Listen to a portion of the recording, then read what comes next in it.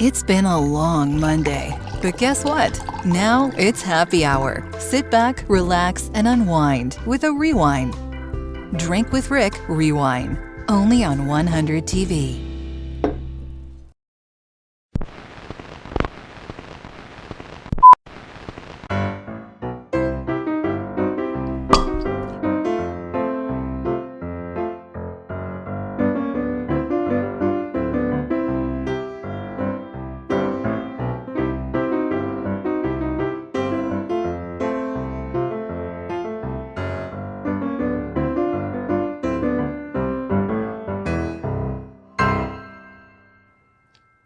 Hi, and welcome to the Drink with Rick Rewine. I'm Rick, and this is a showcase of clips and highlights from classic episodes of the Saturday Night Winestream, featuring wine reviews and general off-the-cuff entertainment. In this episode of the Rewind, I open, taste, and review a Malbec from Argentina that I purchased from a local wine store called, Wine Store. I also tell you about my experiences with chocolate wines and how my dad used to make his own wine when I was young. And there is one disclaimer. This first segment is more of a slide stream due to an unexpected technical issue when it was originally recorded. But the review itself is intact. So sit back, relax with your favorite libation, and drink with me as we rewind the slideshow review of the Phyllis, or is it Felis? We'll say Phyllis. 2016 Malbec. Welcome to Drink with me, with Drink with Rick. This is our third live stream, and tonight we're going to try out a nice Malbec. It was actually on the recommendation of someone at the local wine store, and I think we had a couple of people last week recommend that we try a Malbec this time, so that's what we're going to do this evening. I made a few little minor changes to the set so I could so I can give everyone a better view of what we're doing. I made a few minor changes to the set and a major change to the camera setup, which essentially broke the video portion of the stream. I have a second camera set up. It's not the camera that I really wanted to use, but hopefully it will give us, let me see if I can get a shot of this. We're going to be opening up this Phyllis, and we're going to be tasting a couple of cheeses. She made this for me. She set this up for me just for this live stream. And I have a couple of cheeses here. It looks like I have a cheddar and I have a Gouda. I have a nice Gouda over there, some grapes. I think she's expecting to have dinner up here, I suppose. It's a little bit late here. It's after 10:30 here in Charlotte, but we did have a few snacks a little while ago, but I think she's expecting me to eat a full meal up here now because that's what it looks like I have. Anyway, the other thing that we're going to be opening up this bottle with this contraption that she bought for me today. She picked it up at an estate sale, and she got it for $5. And this thing it's pretty massive. And I just briefly looked over the instructions. I have not actually tried to use this before, so it should be fun to see how adept or inept I am at using this thing live on camera. And it was the addition of the second camera that broke the video for the stream. You could say that it was practically a showstopper. However, I was unaware of just how bad it was until later in the show, and by that time, it was too late to fix it live. The show had to go on. Anyway, so let's go ahead and pour this thing. Now for the pouring. Now I do not have a proper aerator up here. One of these days I'll get one. I'm pouring with my left hand. And I'm just going to put a little in the glass this time because we're going to give it a chance to, let's see if it has any Has a nice, it's out of the camera. It has a nice color to it. And I'm going to swirl it around. I'm going to have to swirl it around my right hand here. And see what we've got here see if it has any legs. I should be playing a ZZ Top tune right about now. But, and it looks like it's kind of hard to see against that gray background. Let me see if I can move it. Oh, it's not bad. This is at room temperature, so it shouldn't take too long to move it up to the other camera. Supposed to be 13.5% alcohol by volume. That's usually understated from what I hear. It's usually rather understated. It has nice body to it.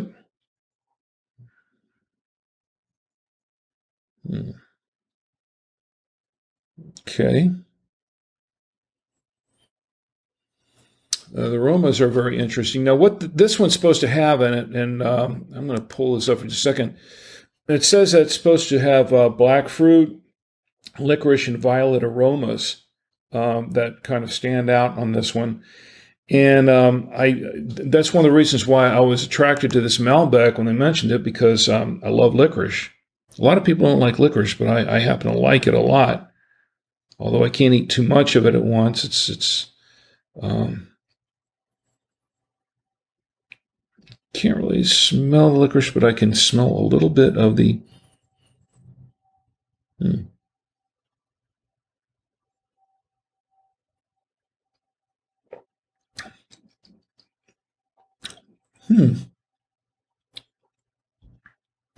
It's not a heavy wine at all.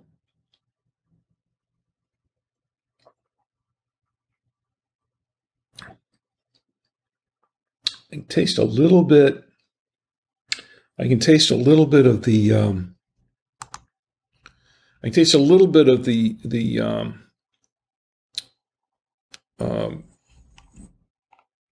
because it says it finishes with a light mint notes, and I can taste just a hint of that on the finish, and that was kind of what I was interested in. I thought that wow, minty. I don't know. It may be a slight hint of mint at the end, not very much, but it's I think this is an easy drinking wine.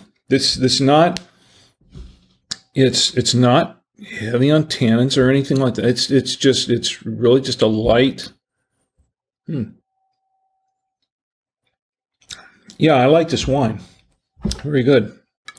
I'm going to have some more of this. Okay, I'm going to switch cameras so we can pour some more of this. Set it up here. Set this one up on a bit of a pedestal. And let's give it a good swig.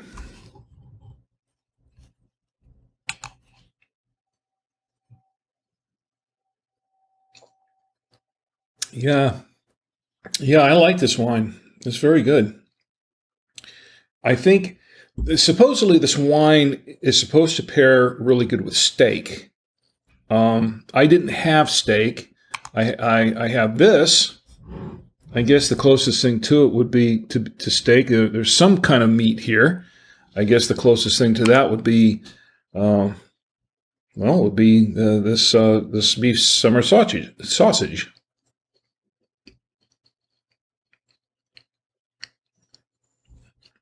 Which might be kind of spicy for this wine. I think this wine would probably pair a lot better with steak than it would with a sausage. I think sausages, you need I think a little.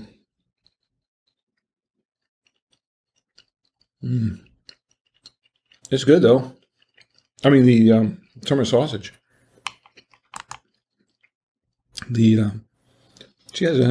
She put together this nice spread. This was really nice of her to do this. Fortunately for the slideshow stream, the wine was good and paired well with the food. My final review of this wine? Here it comes now. I did some pricing on it online, and the prices were a little all over the place. I saw on the high end, I saw $45 for a bottle of this Phyllis Classic Malbec. I found that hard to believe. Now, I did see a couple listings for a couple $100, but I think that was for a case. But I saw individual bottles that looked like for about $40 to $45, which I think is, well, actually, it's, I don't know if I'd pay $40 for it, but I would say it would be, this tastes like I don't know, maybe a $25, $30 bottle of wine. It's actually pretty good. But I've seen it as low as $11 or $12. And I think the wine store, I think I purchased it for about $13. So $13, I think this is a real good buy for a Malbec. This one I think is very, very good. So I would recommend this one. Phyllis Classic Malbec 2016.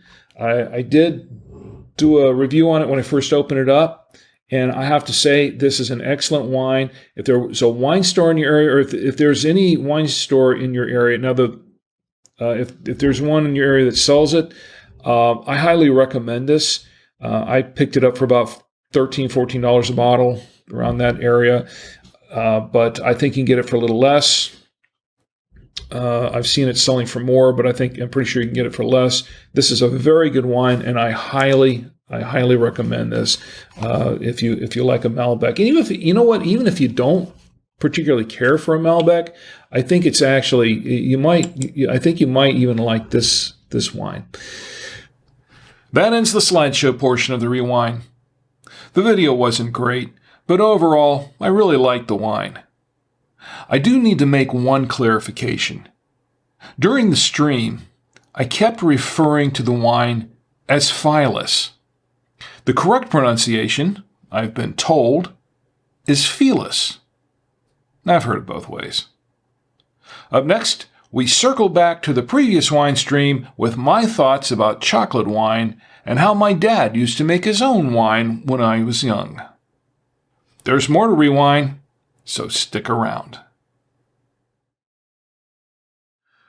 Now that the slideshow review is done, let's rewind back to the second episode of the wine stream with a story about a 9-year-old kid who would sneak sips from his dad's homemade wine. But first, here's my personal take on chocolate wines.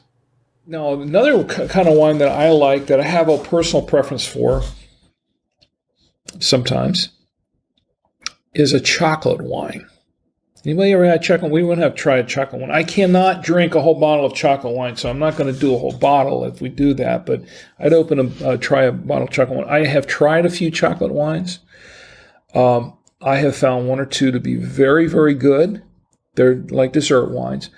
I have found a lot of them to be not to my liking, too sweet and too, I don't know, the mix of wine to chocolate was not what I was expecting, or just didn't work very well for me. But I have tried chocolate wines before, a couple that I really, really enjoyed. One in particular that they used to sell at the Total Wino, and they no longer sell it, which is a great disappointment. I can't remember. I can't recall the label right offhand, but it was. And they did have one that was a white chocolate wine that I really thought was really, really good. Enjoyed that, but have not seen either one of those labels in a couple of years. I was kind of disappointed. And the last time that I went there, the clerk recommended this alternative chocolate wine to me, which I really did not like at all. It was a $10 bottle of wine that, well, let me put it this way. That's $10 I'll never see again. But I did not like it that much. Here's a story about how my dad used to make his own wine when I was young. So, I was going to bring over a lot of other wine trivia. And right offhand, as I said before, my memory is it's funny how your memory starts going a little bit more the deeper down the bottle you go. You know, my dad, I got a picture somewhere. Where is that? I forgot that. I was going to show you all this picture. Let me see if I can find it. This kind of brought back some memories for me of my youth. You know, see if we can pull this around. This was taken a few years ago,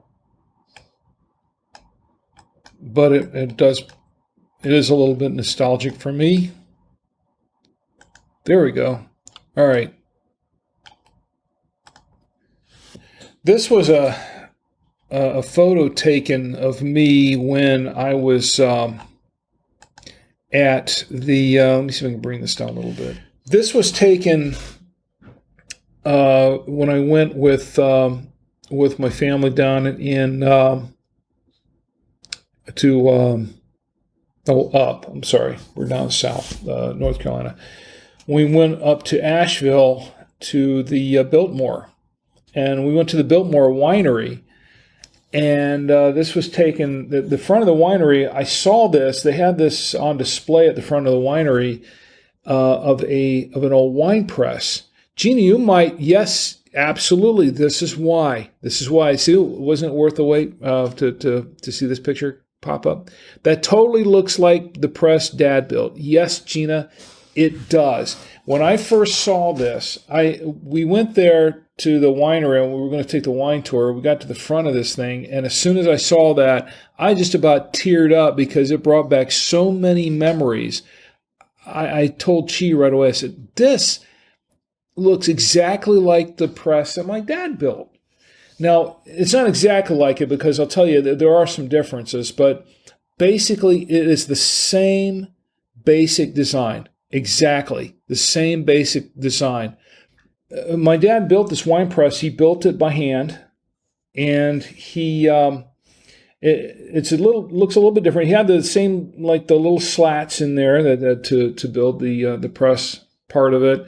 He had something different for what he had holding everything together. But the press part he had used, if I remember correctly, it was he had taken I'm trying to remember what it was exactly that he had taken, but it was almost like some kind of either a vise or a that he had inverted, or it was some sort of a jack, a vehicle jack that he had used, really heavy duty item that he had turned upside down and used, and then he had a round wooden plank that he would hold under that jack that we load the grapes in, because I used to help him with this. He'd get in these crates of grapes, and we'd load all the grapes in there, and then we turn this thing slowly at the top to press the grapes down, press the juice out of them, and really compress it out of there. And then he'd have a little funnel down the front. I don't know if you see my mouse here, but in the front he had this funnel that went into a 5-gallon crock pot. It was a 5-gallon crock pot down the bottom here that would catch all of the grapes. So anyway, that was what we did. He used to press the grapes by hand like this, and then he would cover the crock pot with cheesecloth, and then let it sit next. Now, here's the funny thing: is that he had this 5-gallon drum, or this 5-gallon crock pot. When he pressed the grapes, he would take the 5-gallon crock pot and, let me get back to camera one here. There we go. He'd take the 5-gallon crock pot and he moved it over next to the TV in our family room, or what we call the Florida room, because we live in Florida. And it was sat between the television set and his wine bar, and he'd cover it with cheesecloth, and it would just sit there. All the grapes and the mash, basically everything in there would just sit there and just ferment for I don't know, how long was it, Gina? Like 6 months, 7 months, something like that. It was a long time. I don't know, 6 weeks. I don't know. It was a long time. He'd let it sit there for a while. And then at that point, he had some oak barrels. He had some, I think there were 2.5 gallon, no, maybe there were more, maybe 3 gallon or 3.5 gallon drum, wooden barrels that he would pour it into and then let it age there for a while longer. Now, these little wooden barrels had little spigots on them. And when I was a kid, now he did this this was in Florida when he was doing this. This is when we lived in our Winter Park address in Florida. But he also did this in North Carolina. We lived in North Carolina before that in Salisbury. And he would do this every year, and then he would store these things in the garage, these barrels of his wine. He was making white wine with the grapes in the garage. And I remember when I was a kid, I was about 8 or 9 years old, and I would sneak into the garage. You probably didn't know this, Penny or Gina, but I would sneak into the garage and sneak sips of the wine. I'd sit there and drink some of the wine out of the spigot. I just opened the spigot, and it wasn't ready to drink really, but I'd be over there sipping. And so even back then, when I was 8 or 9 years old, I was drinking wine, and of course, hopefully they won't come after me because I was underage at that point. But anyway, he had a carton of Mad novels. You know, the Mad magazine. They'd have them in the paperbacks. And he had a carton of those that he used to keep, that he collected over the years. And I would sit in there in the garage sometimes and read his Mad paperbacks and drink the wine. And that was what I did when I was about 8 or 9 years old. Maybe I was 10. I was 9 or 10. But that was I did that early on. That was when I first started drinking wine. Jeannie, you probably didn't know that. Maybe you did. I don't know. But that was my early. That was one of my early. Yes, yes, Gina, I did. I'm not making this up. True story. True story. Remember, this was in not Milford Drive, but Prescott Drive. We lived on Prescott Drive, and we had that two-car garage, and that was the garage where he worked on a lot of his woodworking projects. He actually built a piano. He actually rebuilt a piano. He bought an upright piano, and he took the thing completely apart. And now my dad was a lot of things, but he was somewhat talented at this. He took this thing completely apart, and over the course of, I think, about 6 to 8 months, he completely restored and rebuilt that piano, that upright piano. And that's what Gina and I learned to play the piano on. I don't know if we really learned that much, but that was we had done it. We had our first wine much earlier than that. Yes, we did. We did have our first wine much earlier than that. They were in these little tall, there were little shot glasses, but they were tall shot glasses, and he'd pour us a little bit of wine. I do remember that. But this is the rest of the story. The rest of the story is that, they gave us a little bit of sip of wine here and there, but I would go out in the garage where he was storing the good stuff, and I'd be sitting there reading his Mad magazines and drinking from the tap. So, he was. Yeah, so that was one of my earliest. And so it's true. Yeah, Gina was right. That was not the earliest I had wine. I had wine when I was little with the shot glass. But those are the ones my parents gave us. What they didn't know was I was out there drinking his wine in the garage when nobody was around. Yeah. Wait. Yes.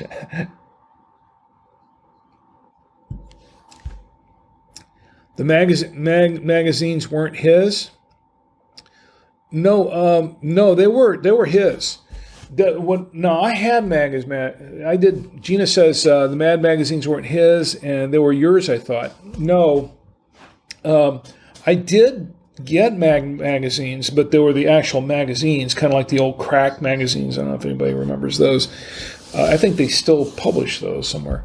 But what he had was the paperback books, and they had a lot of it in paperback format. They would take a lot of the best of or whatever, and like novel format and books. So they'd have these Mad books, and with all the comics and everything, the Mad magazine stuff in those. And he had a whole collection of these, and some of these were pretty old. Some of these went back to, I don't know, probably before I was born. They look pretty old. And I was reading when I was 10, and they look pretty old. I would just sit in there and read some of those. But no, those weren't mine. Those were his. He collected those. I don't know where he got them from or whatever, but he had a whole box of them. My dad collected a few things that I don't know why he did, but he had them. So maybe they were from when he was in the Navy or whatever. I have no idea. But some of those things are, I'm sure, collector's items now, if they still exist anywhere. I don't know. I don't know whatever happened to them. They're long gone. But that's what I did when I was a kid. One of the things I did I did a lot of weird things when I was a kid, but sneaking out to the garage and drinking my dad's white wine and that wasn't ready to be drunk yet, and reading his Mad magazines was one of them. Yeah. To clarify, I wasn't chugging the wine that was in my dad's garage. I was just taking a few tastes. I want to be clear about that. It's certainly not something that I encourage, so kids, don't try that at home. In our next episode, we review a Carmita 2017 red wine from Spain. We'll also learn if it's a good idea to buy a wine based on price, and how my daughter reacted to her very first taste of wine. I'm Rick. Thanks for watching, and remember, don't drink and drive.